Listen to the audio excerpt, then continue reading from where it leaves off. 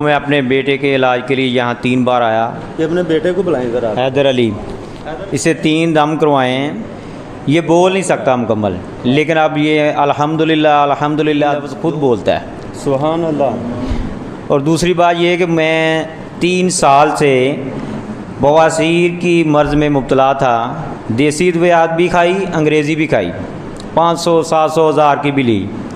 तो मैंने एक दिन नीयत की कि यार क्यों ना ये जो पानी किया हुआ दम है मैं भी इसे इस्तेमाल करूं। सुभान अल्लाह। तो मैंने ये दम वाला पानी 2 से 3 मरतबा सहरी और इफ्तारी के दरमियान इस्तेमाल किया और अल्हम्दुलिल्लाह मुझे इस बीमारी से मुकम्मल निजात होगी। सुभान अल्लाह। अच्छा, ये बीमारी आपको कितने अरसे से थी? ये 3 साल बवासीर से। 3 साल तो से। इस अरसे में आपने कितने के डॉक्टरों से इलाज कराया इसका? काफ़ी अंग्रेज़ी और देसी अद्वियात मैंने खाई। ये आपका बच्चा, आप बता रहे हैं कि पहले बोल नहीं सकता था, अब माशाल्लाह ये बोलना शुरू अपनी हो मर्ज़ी गया से बोलता ही नहीं था। जो लफ्ज़ कहलाना है वो उसने बोलना है कभी कभार। तो ठीक है, तो इस खुद ब खुद नहीं, कोशिश खुद नहीं करता था।